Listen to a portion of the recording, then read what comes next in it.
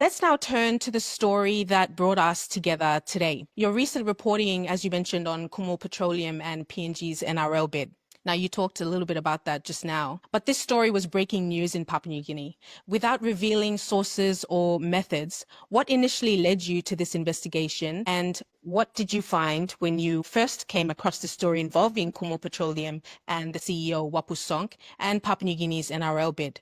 Because there has been a lot of misinformation in Papua New Guinea suggesting that this story was driven by geopolitical tensions, specifically between Australia and China. How do you respond to those claims? And also, as I said earlier, what led you to this investigation, and what do you say to those people who question the motives behind this story?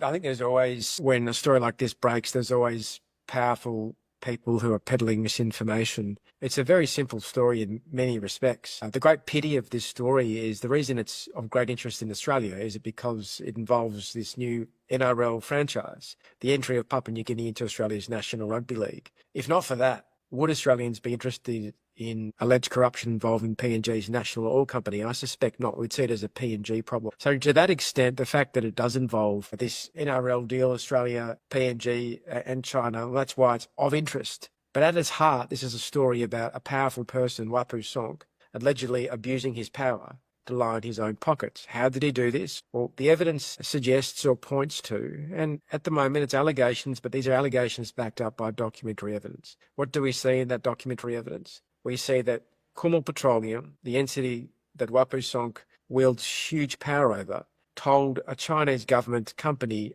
you ought to use two private companies in Australia.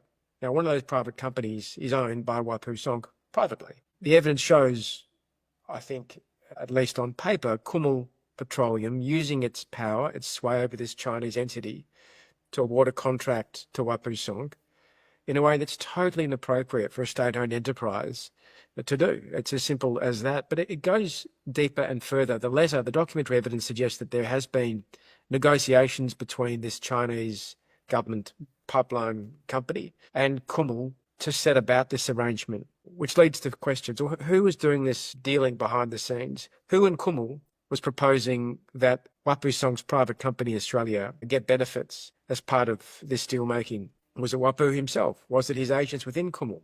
Now, whoever it was, it is clearly inappropriate, but these are questions that must be answered. Wapu Sonk is residing in a multi-million-dollar property in Brisbane. He's residing there with a woman called well, I won't name names, but a female PNG resident who has a very close relationship with Wapu Sonk. We saw her living there. She was exiting the property. Now, that property is owned by another subcontractor of Kumul Petroleum. There is no way that a subcontractor of PNG's national oil company should be giving their private residence, multi-million-dollar residence, to Wapu Sonk, the MD of this national oil company, for his personal benefit. Is he paying rent? If so, is it at market rates? Regardless of whether he is or isn't, it's a clear conflict of interest. Now, if we take these two examples, a contract being funneled to a Wapu Sonk privately owned business, a multi-million-dollar property that Wapu Sonk is using, if those two things are happening, what else is happening? What other alleged corruption is occurring? Who else is involved in it? What about the board of Kumul Petroleum? What about those PNG politicians meant to be keeping an eye on Kumul? What are they doing? What about the Australians involved? We have players in Australia who are deeply involved in both these arrangements I've just described. One of them, his name is Jason Pollock. He's a senior project manager at Kumul Petroleum. You know, he's effectively a public servant of the people of PNG.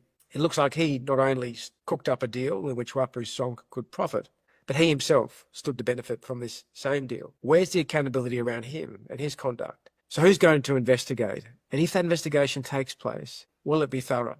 Where's the Australian Federal Police in all this? Where is the PNG ICAC? And of course, we know the PNG ICAC is a disaster, a basket case at the moment. I mean, ultimately, this comes down to the people of PNG having their resources and their money and their rights protected. In this case, though, seems to have been squashed